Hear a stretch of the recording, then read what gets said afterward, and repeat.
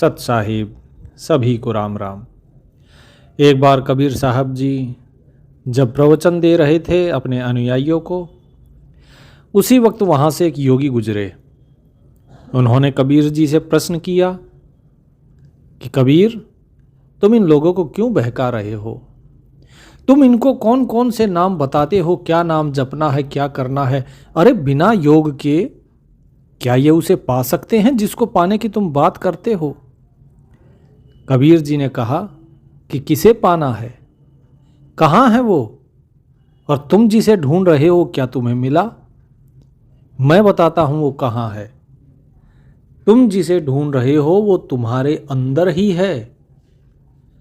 जो तिल माही तेल है, जो चकमक में आग, तेरा साईं तुझी में है, जाग सके तो जाग। उस योगी ने कहा कि ये सारे दोहे तो मैंने बहुत सुने हैं, तुम्हारे भाषण बहुत सुने हैं, लेकिन जरा मुझे ये बताओ कि तुम कहते हो इस शरीर में है, तो कहाँ है वो इस शरीर में? जरा बताओ मुझे। अरे मुझे भी सिद्धियां प्राप्त है, मैंने भी योग किया है। तब कबीर साहब जी ने ये शब्द कहा था, कौन सा? कि कर नैनो दीदार महल में प्यारा है।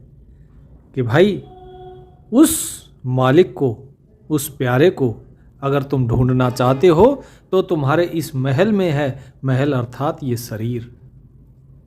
लेकिन वो मिलेगा कैसे? उसकी विधि बताते हैं कबीर साहब। क्या कहते हैं? काम क्रोध मद लोभ बिसारो, सील संतोष क्षमा सत डारो। क्या है? कि काम क्रोध मद, मद अर्थात अहंकार, लोभ, इनको त्यागो, और सील संतोष क्षमा सत्य धारो। और सील अर्थात सहजता, सीलता, संतोष, क्षमाशील बनो और सत्य को धारण करो। उसके बाद क्या कहते हैं? मद मास मिथ्या तज डारो, हो ज्ञान घोड़े असवार, भ्रम से न्यारा है। कि हे भाई, तुम जो लोग मद्यपान करते हो अर्थात शराब पीते हो, मांस खाते हो, झूठ बोलते हो, इन सारी चीज़ों को छोड़ो और ज्ञान घोड़े पर असवार हो जाओ, अर्थात ज्ञान जो है वो प्राप्त करो। कौन सा ज्ञान? अनुभव ज्ञान। उस ज्ञान के घोड़े पर बैठो, तब जो है तुम उसे जान पाओगे, क्योंकि वो इन सारे भ्रमों से न्यारा है। वो भ्रम से नहीं मिलता, वो ब्रह्म है। तुम ब्रह्म में पड़े हुए हो। जो ब्रह्म में है उसे ब्रह्म की प्राप्ति नहीं हो सकती। तो इसीलिए ज्ञान लो। और ज्ञान कैसा? अनुभव ज्ञान।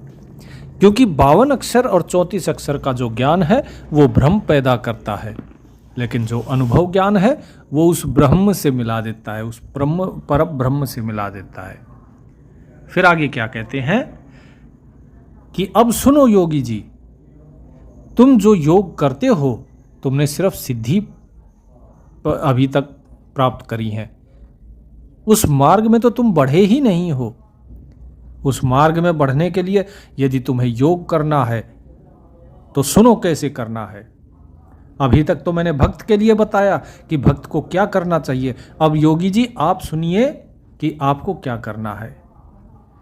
धोती नेति बस्ती पाओ, आसन पदम जुगत से लाओ, कुंभक कर रेचक करवाओ, पहले मूल सुधार, कारज हो सारा है। कर नैनो दीदार महल में प्यारा है। कि अपने नैनों से दीदार करो उस मालिक का, वो तुम्हारे महल में है। लेकिन क्या करना है? पहले इस शरीर को शुद्ध करो। कैसे? नेति, धोती, बस्ती, इनसे। ये क्या चीजें हैं? ये योग की क्रियाएं हैं। नेति धोती में क्या किया जाता है? कि धोती में आप एक कपड़ा होता है उसको निगला जाता है और पेट को साफ किया जाता है।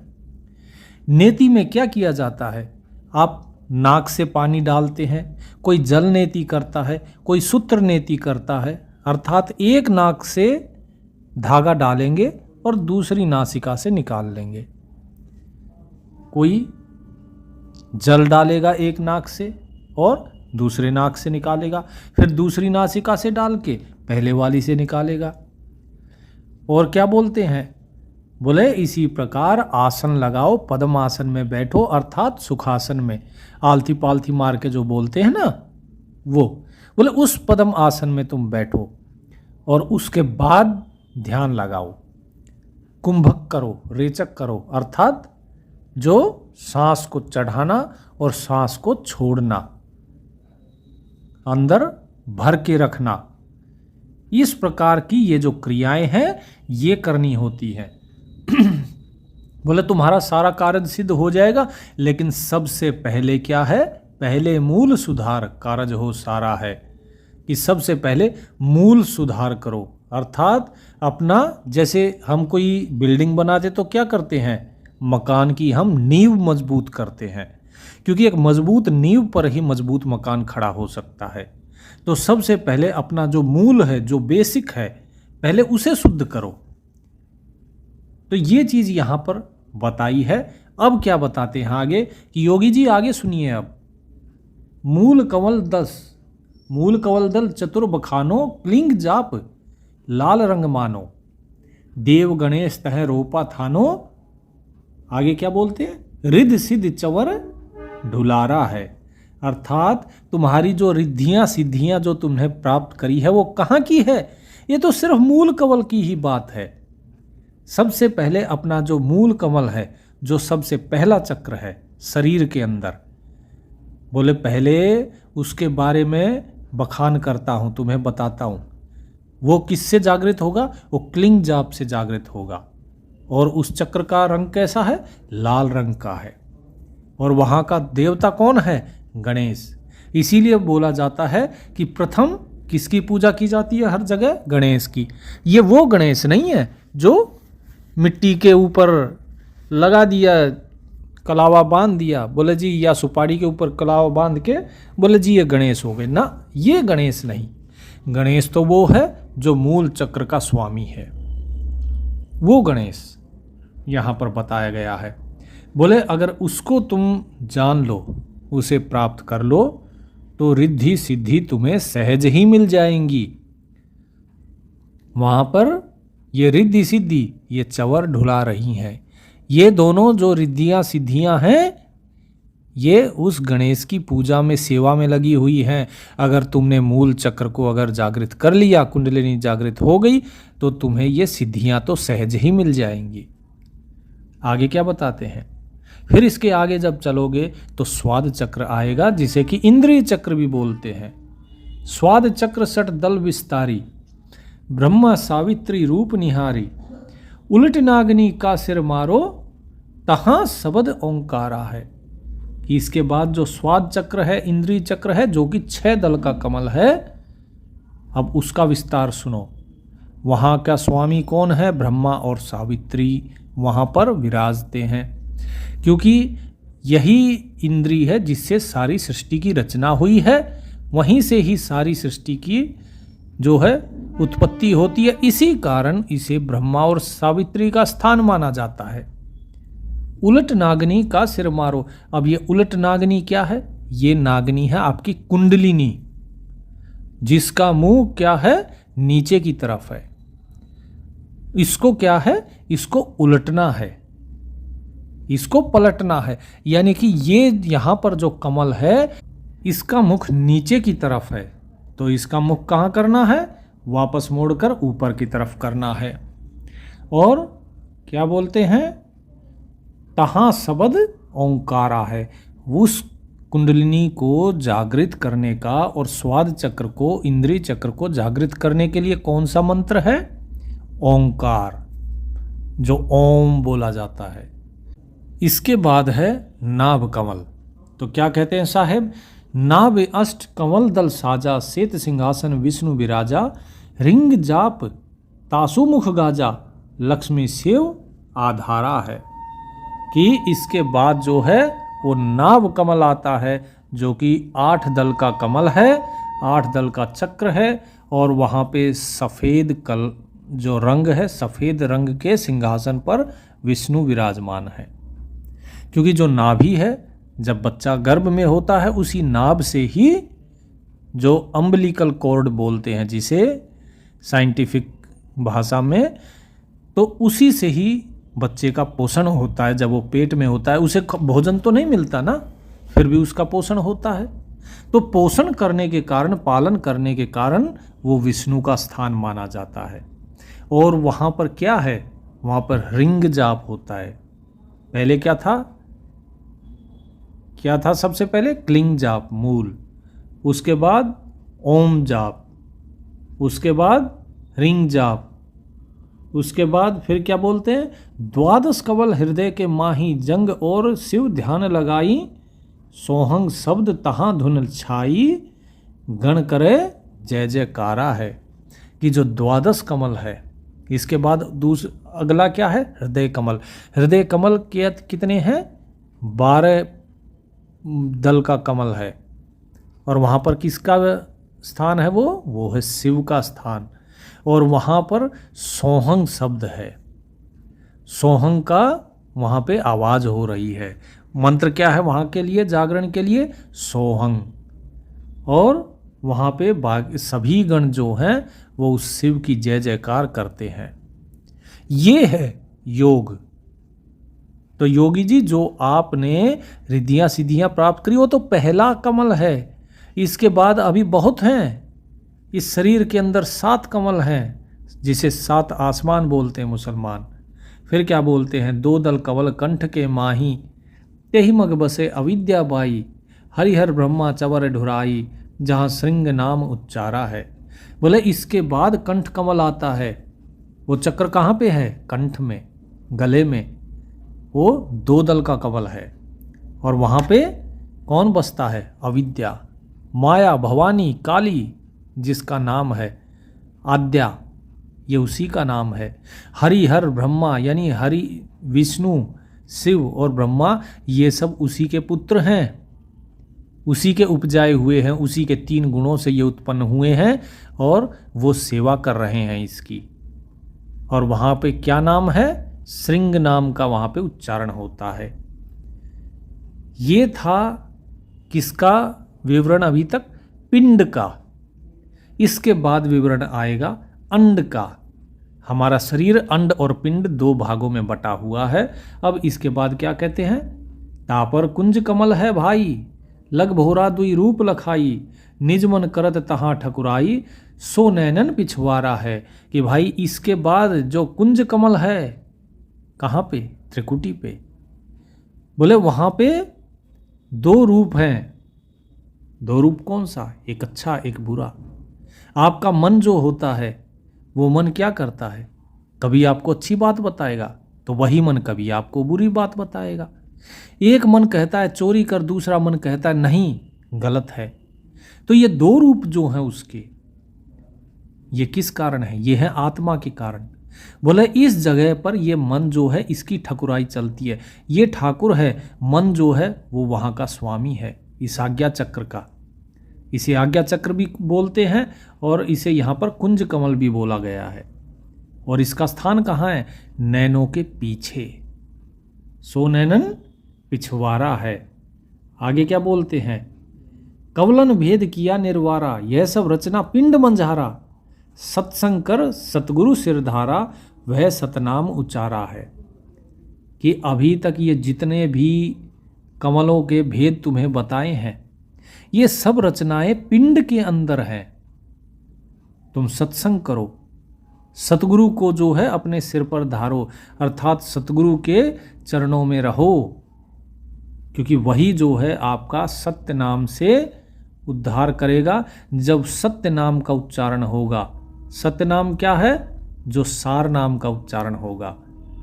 तो अभी देखिए, नीचे से अभी तक जो भी चीज़ बताई गई वो योगियों के लिए बताई गई। ये उनके लिए बताई गई जिन्हें रिद्धि सिद्धि आदि जो चीज़ें हैं वो चाहिए। तो योगी क्या है, योगी मूल कमल से कुंडलिनी जागरण शुरू करते हैं और ऊपर तक आते हैं। लेकिन बीच में वे कहाँ फंसते जाएंगे, बीच में कोई सिद्धियों में फंसता है, कोई जो है ब्रह्मा, कोई विष्णु के स्थान तक फंस जाता है, कोई शिव के स्थान तक। शिव के स्थान को पार कर पाना बहुत मुश्किल है, इसीलिए योगी ज़्यादातर शिव तक ही पहुंच पाते हैं, काली तक भी नहीं। शायद ही कोई होगा जो वहां तक पहुंचेगा। लेकिन जो संत हैं उनको इस पिंड से कोई लेना देना नहीं, वो अंड से उनको लेना देना है, यानी कि ब्रह्मांड से। ब्रह्मांड कहाँ है? अब यहाँ से कपाल से ऊपर चलते हैं तो ब्रह्मांड है। तो अब क्या कहते हैं साहिब कि ये तो योगी जी मैंने योग की बताई आपको, अब इस योग के आगे एक भक्त का, एक सत्संगी का और एक योगी का, दोनों का मार्ग एक हो जाता है। लेकिन सत्संगी सीधा यहीं से ध्यान लगाता है और आप मूल कमल से शुरू होते हो। अब क्या बताते हैं? आंख कान मुख बंद कराओ, अनहद झिंगा शब्द सुनाओ, दोनों तिल एक तार मिलाओ, तब देखो गुलजारा है। कि आंख नाक मुख इसको बंद करो, बाहर की बजाय इनको अंदर लगाओ। आंखों को बंद करो और अंदर की जो आंखें हैं उन्हें जगाओ। जब अंदर की आंखें खुलेंगी तो तुम्हें वो अनहद नाद जो है वो सुनाई देगा। एक ने कहा कि जी वहाँ पे अनहद झिंगुर का आवाज़ हो रही है। झिंगुर की आवाज़ नहीं हो रही। झिंगुर की जिस प्रकार आप आवाज़ सुनते हो तो वो क्या, कभी जंगल में सुनिए, चर चर चर चर, वो झिंगुर की आवाज़ लगातार होती है, उसमें आपको ब्रेक नहीं मिलेगा कि बीच में रुक गई फिर हो रही है, रुक गई फिर हो रही ना, वो लगातार चलती है। इसलिए उसका उदाहरण यहाँ दिया गया है कि वैसा लगातार अनहद शब्द होगा, उसकी कोई हद नहीं है, वो रुकेगा नहीं। तो दोनों तिल एक तार मिलाओ कि तुम्हारी जो ईड़ा पिंगुला नाड़ी है इन दोनों को एक साथ करो, समान करो। ऐसा नहीं कि तुम्हारी एक नाड़ी चल रही है, दोनों समान। जब मैंने नामदान की वीडियो बनाई थी तब मैंने आपको ये चीज़ बताई भी थी। बोला तब देखो गुलजारा है, तब तुम्हें जो है वो प्रकाश दिखाई देना शुरू होगा। अब इसके आगे क्या बोलते हैं? चंद सूर एक घर लाओ, सुषमन सेती ध्यान लगाओ, त्रिवेणी के संग समाओ, भौर उतर जल पारा है। चंद्र नाड़ी और सूर्य नाड़ी अर्थात जो आपकी इला और पिंगला, ये दोनों नाड़ियाँ जो है, जो दाईं तरफ की है वो सूर्य नाड़ी और जो बाईं तरफ की है चंद्र नाड़ी, ये दोनों को आप एक तार में मिलाइए। माफ़ कीजिए गलत बोल गया, जो बाईं तरफ की है वो सूर्य नाड़ी है और दाईं तरफ की चंद्र नाड़ी, उसे आप एक साथ कर लो। किसके? एक ही घर लाओ। कहाँ? कौन से घर? यहीं जो आपका आज्ञा चक्र है वहाँ पे, और वहाँ पे आपकी जो सुषुम्ना नाड़ी है वो भी आपकी यहीं आएगी। जो योगी हैं वे सुषुम्ना नाड़ी को जागृत करते हुए यहीं तक आते हैं, और जो ध्यान, जो क्या बोलते हैं आपके, जो सत्संगी हैं, जो भक्त हैं, वो इला पिंगुला को चलाते हैं और यहीं पर जो है सुषुम्ना नाड़ी उनकी जगनी शुरू हो जाती है। अब यहाँ पे बोले ध्यान लगाओ आप, ये क्या है? इसको बोलते हैं त्रिवेणी, और उसमें समाओ तो आपका ये जो भौर उतर जल पारा है, कि ये जो भौरा है, भौर जो है इसका अर्थ है भौरा, कि ये भौरा अर्थात ये जीव, बोले ये जीव तब जो है पार उतरने की तरफ चलता है। फिर आगे क्या बताते हैं कि इसके आगे क्या होगा?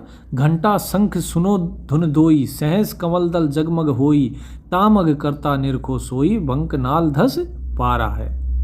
कि अब जब यहाँ से चलेंगे तो ऐसी धुन होगी जैसे किसी घंटे की धुन हो, तो आप उसे सुनो। शंख की धुन होगी, आपको शंख जैसी ध्वनि सुनाई देगी। शंख जब बजता है तो उसकी ध्वनि क्या है? निरंतर रहती है। घंटा एक बार बजाओ, बजाने के बाद वो घंटा बंद हो गया लेकिन उसकी आवाज़ गूंजती रहती है। बोले इस तरह गुंजायमान हो रही है धुन। वहाँ पे क्या है? सहस्र कमल दल है, वो जगमग हो रहा है वहाँ पर। बोले वहाँ पर अपना ध्यान लगाओ। जो आपकी बंकनाल है, बंकनाल अथला मतलब बंक माने बहुत भीड़ी, बंकनाल धस पारा है। ये कहाँ पे है? ये सहस्र दल कमल, ये बंकनाल के आगे है। बंकनाल किसको बोलते? भंवर गुफा को बोलते हैं। ठीक है, इसके बाद क्या बोलते हैं? डाकिनी साकिनी बहुकिल कारे, जम किंकर धर्म दूत हकारे। सत्य नाम सुन भागे सारे, जब सतगुरु नाम उच्चारा है। कि वहां पे जब आप जाते हो भंवर गुफा से जब निकलते हो तो निकलते समय ये भंवर गुफा किस लिए नाम दिया? क्योंकि वो आपको वापस भंवर में, जैसे भंवर होता है ना समुद्र के अंदर या नदी के अंदर घूमता है पानी, वो आदमी को डुबो देता है मझधार में।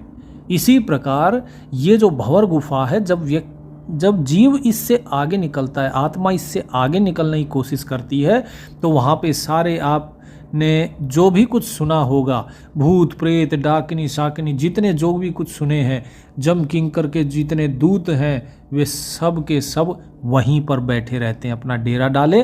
वो आपको डराएंगे, अर्थात आपको डर लगेगा, भय लगेगा। वहाँ पे आपको भयभीत किया जाएगा, क्योंकि व्यक्ति किस चीज में फंसता है? या तो लालच के कारण या भय के कारण। जब आप काम क्रोध लोभ मोह सबको त्याग कर आए हो, तो अब क्या बचता है? अंतिम बचता है भय। तो आपको भयभीत किया जाता है उस गुफा से निकलते समय। अगर आप उस गुफा में भयभीत हो गए तो फिर से आप फंस जाएंगे इसी जन्म मरण के चक्र में। लेकिन क्या बोलते हैं? सत्य नाम सुन भागे सारे, जब सतगुरु नाम उच्चारा है। कि जब सतगुरु के द्वारा जब नाम उच्चारण होता है उस सत्य नाम का, तो ये सारे भाग जाते हैं। अर्थात कि इसके आगे आपको कौन लेके जाता है? सतगुरु। तो जब सतगुरु लेके जाता है तो ये स्वयं ही सब भाग जाते हैं, जैसे ही आप सत्य नाम का उच्चारण करते हैं। आगे क्या बोलते हैं? गगन मंडल बिच उर्द मुख कुइया, गुरु मुख साधु भर भर पिया, निगरो प्यासे मरे बिन किया, जाके ही ये अंधियारा है। कि वहां पे गगन मंडल में जैसे उल्टा कुआं हो, अर्थात वहां पे क्या है? अमृत रस बरस रहा है। जब वैखरी मुद्रा में जब बैठते हैं तो क्या होता है? रस बरसता है। जो गुरुमुख व्यक्ति होता है वो उस अमृत को पीता है। उसको पीने से क्या है? उसको पीने से भूख प्यास आदि नहीं लगती है। वो जो रस है उस रस से ना भूख लगेगी ना प्यास लगेगी। लेकिन जो निगुरे हैं वो चाहे कितने ही बड़े सिद्ध साधक क्यों ना हो जाए, वो प्यासे ही रह जाते हैं। जिस प्रकार सुखदेव जी को वापस फेर दिया था बैकुंठ से कि भाई तुम इसके आगे नहीं आ सकते हो क्योंकि तुम्हारे गुरु नहीं है, तो उन्होंने जनक जी को जाके गुरु किया था। तो निगुरा नहीं जा सकता। इसीलिए कहते हैं इस संसार का नियम है कि गुरु करना जरूरी है। तो क्या कहते हैं? निगुरो प्यास मरे बिन किया, कि जिसने गुरु नहीं किया वो निगुरा प्यासा रह जाता है, उसके मन में अंधकार ही रह जाता है।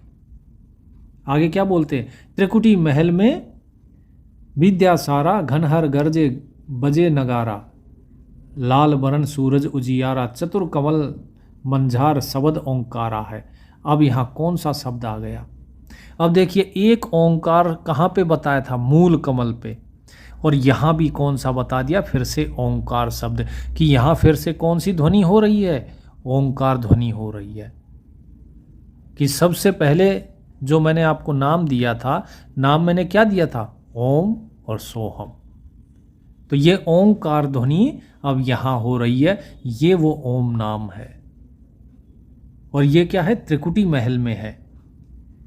त्रिकुटी महल से ही ये नाम चलना शुरू होता है और लाल रंग सबसे पहले आपको दिखाई देता है। मूल कमल में भी आपको क्या दिखाई दिया था? लाल रंग। तो अब देखिए कि जो अंड में है, अर्थात जो आपके ब्रह्मांड में जो चीजें हैं, वही चीज पिंड में भी बनाई हुई है। पिंड में क्या है? लोगों को फंसाने के लिए, इसीलिए योगी फंस जाते हैं। लेकिन साहिब क्या कहते हैं? साहिब तो कहते हैं कि भाई भक्त बनो, प्रेमी बनो उस मालिक के, और ज्ञानी बनो तो बच जाओगे। अब क्या बोलते हैं? साध सोई जिन यह गढ़ लीना, नो दरवाजे परगट चीन्हा, 10वां खोल जाए जिन दीन्हा, जहां कुलफ रहा मारा है। अर्थात कि साधु तो वही है जिसने इस गढ़ को जान लिया। कौन सा गढ़? ये शरीर। जिसके अंदर 9 दरवाजे हैं, जिसने इसको प्रगट साक्षात पहचान लिया कि भाई 9 दरवाजे हैं और मुझे अब 10वां दरवाज़ा खोल के जाना है, जिसने अपने इस शरीर को जान लिया, वो साधु है। क्यों? क्योंकि वो अपने मन को साध कर 10वें दरवाजे की तरफ चलता है, जहाँ पर कुलुफ रहा मारा है। कुलुफ अर्थात ताला, जहाँ ताला लगा हुआ है, अब उस ताले को खोल के आगे जाना है। और ताला कैसे खुलेगा? ताला खुलेगा उस सत्य नाम से, जो कि आपके हृदय में जागृत होगा। वो सार नाम, वो सार शब्द। आगे क्या है? आगे सेत सुन्न है भाई, मान सरोवर पैठ नहाई, हंस मिली हंसा हुई जाई, मिले जो अमी आहारा है। अब देखिए, नीचे जो विष्णु का था वहां पर क्या था? श्वेत रंग। और यहां भी क्या बता रहा है साहेब ने? क्या बताया यहां भी? कि वहां भी सेत सुन्न है भाई, यहां भी सफेद रंग है। तो ये सारी चीजें देखिए कि किस तरह माया का ऊपर किसका ब्रह्मांड किसने बनाया? उस परमात्मा ने। और माया की रचना क्या है? सारी नीचे, पिंड में माया की रचना और अंड में परमात्मा की रचना। तो हमें माया की रचना में नहीं फंसना, हमें उससे ऊपर शुरू करना है। हम क्यों माया की रचना में फंसे? अब आगे साहेब क्या कहते हैं कि हंस मिले हंसा होई जाई, मिले जो अमी आहारा है। कि भाई वहाँ पर मान सरोवर है और वहाँ पर तुम्हें जाना है, और उसी को वहाँ पे स्थान मिलेगा हंसों के बीच, जो स्वयं हंस हो जाएगा। और वहाँ पे किस चीज़ का आहार है? अमी, अमृत का। वहाँ अमृत का आहार है, अमृत पी रहे हैं हंस। आगे क्या बताते हैं? किंगरी सारंग बजे सितारा, अक्षर ब्रह्म शून्य दरबारा, द्वादश भानु हंस उजियारा, खटदल कमल मंझार सबद रंकारा है। अब देखिए यहाँ पे क्या है, क्या बताया कि वहाँ पे क्या किंगरी सारंग आदि सितार आदि बज रहे हैं, इस प्रकार की धुन हो रही है। अब देखिए, अभी तक आपने जो भी चीज़ें बताई हैं यहाँ पे सतगुरुदेव जी ने क्या बता रहे हैं कबीर साहब? कहीं नाम नहीं बताया, पहले नाम बताया ओंकार तक, उसके बाद देखिए कोई नाम बताया क्या? नहीं ना। सिर्फ आपको ये बताया जा रहा है कि भाई इस प्रकार की धुन हो रही है, घंटे की, शंख की, किंगरी की, सितार की, वीणा की, यही सब बता रहे हैं ना। तो इसका मतलब ये नहीं कि वहाँ वीणा की ही धुन बज रही है ना, इसका अर्थ ये है कि इस प्रकार की धुन वहाँ पे बज रही है जो कि अनहद है। वो धुन केवल उसका स्वरूप बदलता चला जाएगा। तो ये चीज यहाँ पे साहेब बता रहे हैं कि वो अक्षर ब्रह्म शून्य दरबारा, द्वादश भानु हंसु जियारा, कि वहाँ पे इस आत्मा का जो स्वरूप हो जाता है वो कैसा हो जाता है? वो ऐसा हो जाता है मानो सूर्य चमक रहा हो। और वो जो ब्रह्म है, वो जो अक्षर ब्रह्म है, जो कि जन्म मरण से परे है, उसका दरबार है वहाँ पर। और उसका प्रकाश कितना बताया है? द्वादश भानु, भानु अर्थात सूर्य, और द्वादश भानु अर्थात 12 सूर्यों के समान वहाँ पे प्रकाश हो जाता है। इतना प्रकाश है, इतना तेज है उस ब्रह्म के उस दरबार में। किसका है ये तेज? हंस का, इस आत्मा का प्रकाश, जो कि शुरू होता है एक सूर्य के प्रकाश के बराबर से और वहाँ तक पहुँचते पहुँचते 12 सूर्यों के समान हो जाता है। फिर क्या बताते हैं? खट दल कंवल, खट का मतलब है सट, यानी 6 दल का कंवल है वो, ठीक है। और वहाँ कौन सी धुन है? रंकार धुन होती है। फिर क्या बताते हैं? महाशून्य सिंह विस्मी घाटी, महाशून्य सिंध विस्मी घाटी, बिन सतगुरु पावे नहीं घाटी, व्याघ्र सिंह सर्प बहु काटी, तहाँ सहज अचिंत पसारा है। कि भाई वो जो घाटी है, वो जो जगह है, वो बहुत ही विषम है, वहाँ पे हर कोई नहीं पहुँच सकता है। बिना सतगुरु के उस रास्ते को नहीं प्राप्त कर सकते हो तुम।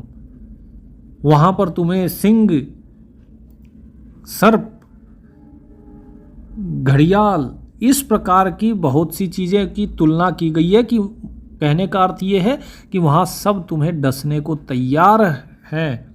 इस रास्ते में कौन से रास्ते में? जो हम आज्ञा चक्र से और भंवर गुफा से ऊपर जाते हैं, तो इस रास्ते में ये सब तुम्हें काटने को तैयार हैं, भयभीत करने को तैयार है। लेकिन सतगुरु के मिलने से वो मार्ग सुगम हो जाता है। और कहाँ पहुँचते हैं? वहाँ पहुँचते हैं जहाँ सहज अचिंत्य पसारा है। ये सहज और अचिंत्य कौन है? जरा एक बार देखिएगा, जो मैंने आपको बताए थे परमात्मा के 16 पुत्रों का विवरण, तो उसमें जो ज्ञानी के बाद तीसरे पुत्र के रूप में जो उत्पन्न हुए वो है सहज, और अचिंत्य भी उन्हीं की ही कला है। तो सहज अचिंत्य ये परमात्मा की कला है। बोले यहाँ पे उसका पसारा है। फिर क्या बोलते हैं? अष्टदल कमल पार ब्रह्म भाई, दहिने द्वादश अचिंत्य रहाई, बाएं 10 दल सहज समाई, यो कवलन तिरवारा है। कि भाई जो आगे है अष्टदल कमल है। ये अष्टदल कमल कौन सा है? ये आपका सहस्रार। आप पहुंच गए वहाँ पार ब्रह्म है, वो परमपिता परमेश्वर है। उसके दाएं हाथ में कितना कौन है? अचिंत्य है। उनके बाएं तरफ कौन है? वहाँ पे सहज खड़े हैं। वो दोनों उनकी सेवा में है। बोले इस प्रकार के वहाँ पे विस्तार मैंने बताया है, विवरण बताया है उस कमल का। 5 ब्रह्म 5 अंड बीनो, 5 ब्रह्म नी अक्षर चीन्हो, 4 मुकाम गुप्त तह कीन्हो, जा मग बंदीवान पुरुष दरबारा है। कि वहाँ पर 5 ब्रह्म हैं जिनके 5 अंड हैं, 5 ब्रह्म हैं जो नी अक्षर हैं, 4 मुकाम हैं जो कि गुप्त हैं, 4 स्थान, और उसके अंदर कौन है? बंदीवान पुरुष दरबारा है। उसके अंदर उस पुरुष का दरबार है जिसके हम बंदीवान हैं, जिसके हम सेवक हैं। फिर क्या बोलते हैं? 2 पर्वत के संग निहारी, भंवर गुफा ते संत पुकारो, हंसा करते केल अपारो, तहाँ गुरन दरबारा है। अब देखो यहां पे क्या बताया गया है कि इसके बाद 2 पर्वत हैं। इन पर्वतों में क्या बताया कि जो यहां पर पुरुष का दरबार जो बताया गया है, ये सब कौन से पुरुष के दरबार हैं? जो पार ब्रह्म जो बताया गया है, पार ब्रह्म के दरबार के अंदर ही ये जगह बताई जा रही हैं, स्थान बताए जा रहे हैं। कि देखो जो अवतार हैं उनका स्थान नीचे है, लेकिन जो संत हैं उनका स्थान और भी आगे है। तो ये चीज बताई जा रही है कि 2 पर्वत हैं, उनके भी परे फिर हंस जो हैं वे खेल रहे हैं, और वहां पर क्या है? वहां गुरु का दरबार है। रामायण में भी क्या कहा गया? सकल जगत राममय देखा, मोते अधिक संतन करी लेखा। कि सारे जगत को राममय जानो, लेकिन मेरे से अधिक, राम से भी ज्यादा किसको मानो? संतों को। तो यहां पर वही चीज दिखाई गई है, वही चीज बताई गई है। फिर क्या कहते हैं? सहस 88 दीप रचाए, हीरे पन्ने महल जड़ाए, मुरली बजत अखंड सदाए, तहां सोहंग झनकारा है। कि अब देखो ओमकार शब्द कहाँ था? मैंने जब शुरुआत करी मूल कमल पे, है ना। और सोहंग शब्द कहाँ था? सोहंग शब्द आया था ऊपर में हृदय कमल पे। और अब देखिए यहाँ पे फिर से सोहंग शब्द आ गया। फिर दोबारा ओम शब्द कहाँ पे आया था? त्रिकुटी कमल। और उसके बाद सोहंग कहाँ पर आया है? यहाँ पे जो आपका सबसे अंत में सहस्रार पे, जहां पर उस परब्रह्म का निवास है। तो ये है ओम सो अहम। तो क्या कहते हैं कि सहस 88 दीप रचाए, हीरे पन्ने महल जड़ाए। कि भाई 88,000 द्वीपों की रचना करने वाले, और इतने ये हीरे पन्नों से जड़ा जो ये शरीर है, इस शरीर को रचने वाले यहीं पर रहते हैं। कौन? वो परमात्मा, जिसने जहां पर क्या है? मुरली की आवाज हो रही है, बंसी की धुन हो रही है, और वहां कौन सा शब्द है? वहां सोहंग शब्द है। इसके बाद क्या कहते हैं, सोहंग हट तजी, जब भाई सत्यलोक की हद पुनी आई, उठत सुगंध महा अधिकाई, जाको वार न पारा है। इसके बाद आती है क्या, सतलोक की धुन। जब ये सोहंग जो है इसकी हद पार हो जाती है तब आता है सतलोक, और वहाँ पे क्या है, उसका कोई वार पार नहीं। वहाँ पे एक ऐसी गंध, ऐसी सुगंध आ रही है जो कि बहुत अच्छी है और उससे उत्तम कोई सुगंध नहीं है। अब यहाँ पर क्या हो जाता है, जब यहाँ पर आ जाता है, अर्थात जब सहस्रार के ऊपर निकल जाता है, ये आत्मा जब इसके ऊपर चलती है, ये हंस, तो क्या आ जाता है, फिर वहाँ पर इस आत्मा का प्रकाश कितना हो जाता है, अभी तक कितने सूर्य का था, 12 सूर्य का। अब यहाँ पे क्या बोल रखे हैं कि षोडश भानु हंस को रूपा, बिना सत्य धुन बजे अनूपा, हंस करत चवर सिर भूपा, सत्य पुरुष दरबारा है। तो वहां पे है सत्य पुरुष का दरबार।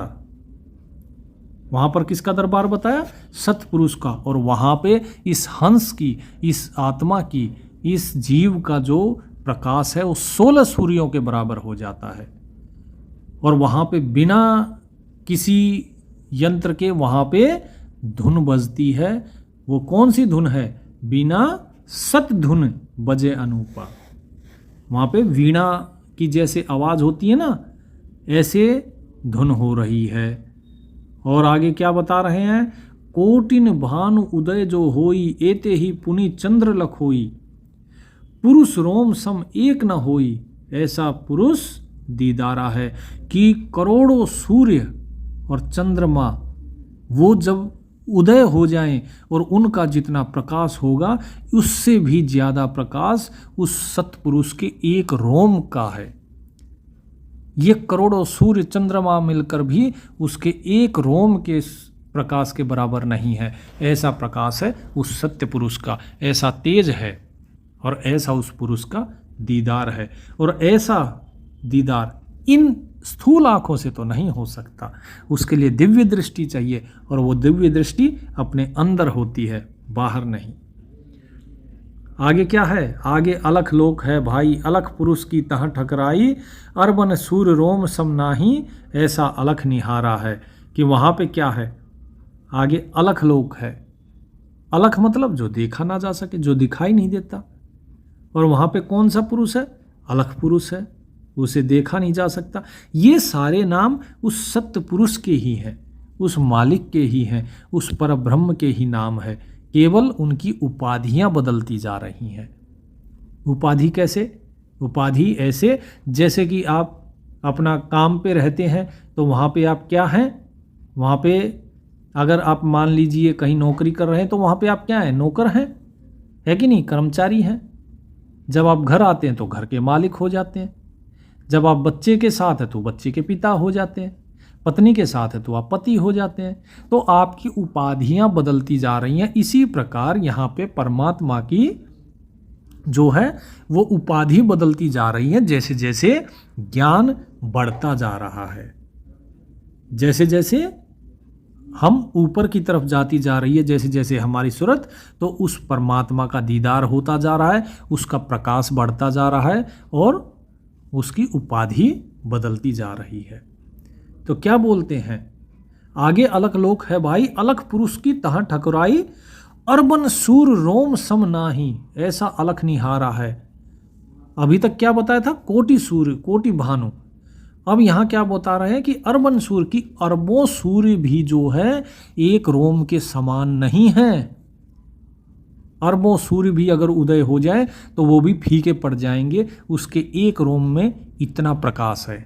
ये परमात्मा के बारे में बताया जा रहा है। इसके आगे क्या है, तापर अगम महल एक साजा, अगम पुरुष ताही को राजा, खरबन सूर्य रोम एक लाजा, ऐसा अगम अपारा है। कि जब और आगे चलोगे तो अगम महल है। अब वहाँ पे अगम पुरुष बता दिया यहाँ पे, क्यों, क्योंकि यहाँ पे अब परमात्मा का जो प्रकाश है वो इतना ज़्यादा है कि खरबों सूर्य अरब को भी अगर 100 से गुणा कर दे जाओ तो 100 अरब के बराबर होता है 1 खरब। तो 1 खरब सूर्य जो है उनका प्रकाश भी उस अगम पुरुष के सामने फीका पड़ जाए। अब इसके बाद क्या है, फिर अकह लोक है। ता पर अकह लोक है भाई पुरुष अनामी तहां रहाई, जो पहुंचा जानेगा वाही कहन सुनते न्यारा है। कि इसके आगे क्या है, अकह लोक। अकह का अर्थ जो कहा न जाए, जिसको वर्णन नहीं किया जा सकता है। वहाँ पे पुरुष अनामी रहता है, अर्थात वहाँ पे वो परमात्मा शुद्ध भाव से रहता है और वो क्या है, अनामी है, उसका कोई नाम नहीं। अब जरा सोचिए लोग किसको भज रहे हैं अगर वो अनामी है। मैं पहले भी बहुत बार कह चुका हूँ कि साहिब अपनी वाणी में कहते हैं नाम अनामी सदा सत्य है, दूजा सत्य ना होई। कि वो परमात्मा जो है वो अनामी है और केवल वही सत्य है, दूसरा कोई सत्य नहीं। इसीलिए जो लोग कहते हैं कबीर परमेश्वर है, कृष्ण परमेश्वर है, ये परमेश्वर वो परमेश्वर, कोई परमेश्वर नहीं है, क्योंकि ये सब देहों के नाम है और देह तो सभी नष्ट हो चुकी हैं। और जो देह नष्ट हो गई वो परमेश्वर कैसे हो सकती है। तो इस भेद को यहाँ पे कबीर साहब बिल्कुल साफ साफ कह रहे हैं कि भाई वो पुरुष अनामी है। वहाँ की बात तो वही जान सकता है जो वहाँ पहुँचेगा, और कोई वहाँ की बात बता नहीं सकता। जिस तरह गूंगे को गुड़ खिला दो तो उसे मीठा लगेगा, वो खुश हो जाएगा, लेकिन वो आपको बता नहीं सकता कि उसको कैसा लगा गुड़। तो इसी प्रकार वहाँ जो पहुँचता है वही जानेगा। फिर क्या कहते हैं, काया भेद किया निर्वारा, यह सब रचना पिंड मंझारा, माया अवगत जाल पसारा, सो कारीगर भारा है। कि भाई देखो ये काया, ये शरीर जो है इसका भेद मैंने तुम्हें बता दिया है। ये सारी रचना इस शरीर के अंदर ही है। तुम जिसे बाहर ढूंढ रहे हो वो बाहर नहीं है, वो इसके अंदर ही है। लेकिन माया ने अपना जाल फैला रखा है। माया अवगत जाल पसारा, कैसा जाल, जिसकी गति नहीं जानी जा सकती। माया ने इतना जाल फैला रखा है कि उसका कोई बता नहीं सकता कि कैसा जाल है। हर चीज माया का जाल है। बोले सो कारीगर भारा है, और वो कारीगर जो है बोले वो तो अलग ही है। ये जो माया को भी जिसने रचा है वो कारीगर बोले वो तो निराला ही है। अब क्या कहते हैं, आदि माया कीन चतुराई, झूठी बाजी पिंड दिखाई, अवगत रचन रची अंडमाही, टाका प्रतिबिंब डारा है।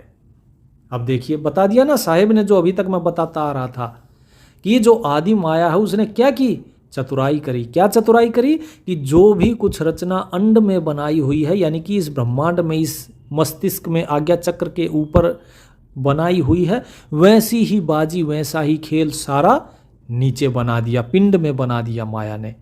नीचे भी ओम जाप है और ऊपर सोहंग जाप है। इसी प्रकार जैसे ऊपर आज्ञा चक्र में ओम जाप और सहस्रार पे सोहंग जाप, नीचे का भी रक्त मतलब लाल रंग का प्रकाश है और ऊपर में भी लाल रंग का प्रकाश है।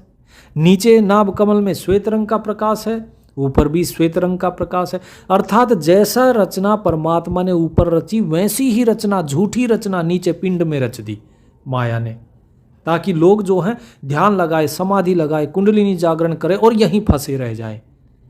और इसीलिए तो जो लोग वेद भी पढ़ते हैं, इतना ध्यान समाधि लगाते हैं, वो नीचे ही रह जाते हैं। तभी तो कहा है कलयुग केवल नाम आधारा, सुमिर सुमिर जन उतरे पारा। कि भाई कलयुग में केवल नाम ही आधार है। ये नाम जाप करके ही तुम पार हो सकते हो, अन्यथा इतना समय नहीं है कि तुम इतना जो है योग करोगे और साधना करोगे और मुक्ति पालोगे। तो मेरे ख्याल से जितनी चीज़ें बताई गई वो आपकी समझ में आ रही होगी। अब अंत में साहेब क्या कहते हैं, शब्द विहंगम चाल हमारी, कहें कबीर सतगुरु दैतारी, खुले कपाट शब्द झनकारी, पिंड अंड के पार सो देश हमारा है। कि हे भाई हमारी जो चाल है वो विहंगम चाल है। विहंगम किसको बोलते हैं, पक्षी को। 4 प्रकार की चाल बताई है साहिब ने। सबसे पहले चींटी की चाल, फिर मकड़ी की चाल, उसके बाद मछली की चाल और सबसे अंत में पक्षी की चाल। अर्थात जब ये सूरत ऊपर चढ़ती है, जब ध्यान लगाते हैं, जब हम उस प्रभु का नाम लेते हैं, नाम जाप करते हैं, अपनी श्वासों पे ध्यान लगाते हैं, तो धीरे धीरे हमारी सूरत जो है वो ऊपर चढ़ती है। वो चींटी की चाल से चलती है, बहुत धीरे धीरे। अगर एक बार ध्यान टूटा तो वापस वहां तक जाने में फिर से बहुत समय लग जाएगा। दूसरी गति क्या होती है? दूसरी गति है मकड़ी की, मकर तार। जिस तरह मकड़ी अपने तार पे चढ़ती है दौड़ के, ठीक है, फिर उतरती है, इसी प्रकार जो साधक होता है उसकी सूरत जो है वो भी इसी प्रकार जो है, उसकी चेतना जब चींटी की चाल वो पकड़ लेता है, फिर धीरे धीरे और अभ्यास होता है तो वो मकड़ी की तरह वो तेज गति से चढ़ना शुरू कर देता है। अर्थात वो तेज गति से उस अपने तत्व रूप को देखेगा और फिर वापस संसार में आ जाएगा। लेकिन इससे भी आगे साहब कहते हैं कि जब और भी ज़्यादा साधक अध्यात्म में चलता है, और भी ज़्यादा वो प्रयास करता है, अभ्यास करता है, तो उसकी चाल कैसी हो जाती है? उसकी चाल हो जाती है मछली जैसी। मछली को देखा है जल में कितनी तेजी से दौड़ती है, तैरती है कितनी तेजी से। अगर झरने से पानी गिर रहा है तो गिरते हुए पानी से भी मछली ऊपर चढ़ सकती है। ऐसा नहीं है कि मछली ऊपर नहीं चढ़ सकती। मछली, आप सोचिए, पानी नीचे आ रहा है और फिर भी मछली ऊपर चढ़ सकती है। इतनी तेज गति हो जाती है इस सूरत की कि साधक जो है तुरंत ही अपने उस सत्य स्वरूप के दर्शन कर लेता है और तुरंत ही इस संसार का भी अनुभव कर लेता है। लेकिन कबीर साहब क्या कहते हैं कि भाई हमारी चाल तो विहंगम चाल है, इससे ऊपर कोई चाल नहीं। अर्थात पक्षी की देखिए, पक्षी कितनी तेज गति से उड़ता है, वो मछली की गति से भी तेज उड़ता है।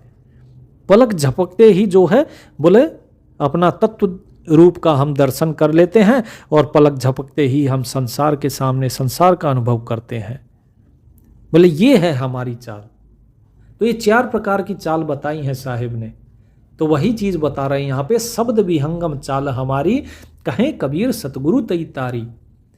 कबीर साहब कहते हैं कि सतगुरु ने हमें ये ज्ञान दिया है, उस सतगुरु की कृपा से हम जो है ये सब पा पाए।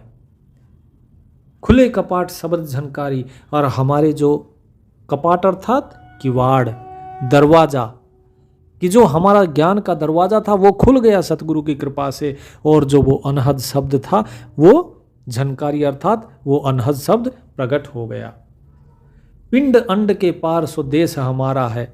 बोले जो पिंड है अर्थात जो गर्दन के नीचे जो धड़ है, और अंड अर्थात इसके ऊपर जो ये मस्तिष्क और ये जो सर है हमारा, बोले इन दोनों से पार, यहाँ तक तो सहस्रार चक्र है, इसके आगे जो है, इस सहस्रार चक्र में ही जो है आगे की जो स्थितियां बताई गई हैं, जो अगम लोक, अनामी लोक, ये सब बताए गए हैं, बोले वहां हमारा देश है। इस पिंड अंड के पार है वो, और वहां तक कैसे पहुंचा जाएगा? अपने अंदर झांक कर, अपने अंदर देखिए, उसके बाद उसे पा पाएंगे। तो ये कबीर साहब ने सारा ज्ञान बता दिया आपको कि कहां पर क्या है। तो इसलिए आप सिर्फ विश्वास और प्रेम रखिए उस मालिक के प्रति और नाम सुमरन कीजिए, तो आप वहाँ तक अवश्य पहुँचेंगे। लेकिन उसके लिए मेहनत, कठोर परिश्रम करना होगा, क्योंकि आपका मन बड़ा चंचल है। ये मन एक पल में इधर भागता है, एक पल में उधर भागता है। इस मन को साधना में लगाना होगा, नाम जाप में लगाना होगा, उस प्रभु के प्रेम में लगाना होगा, उसके विरह में लगाना होगा, तभी ये जीवन सफल हो पाएगा। परमात्मा आप सभी का कल्याण करे। सत साहेब।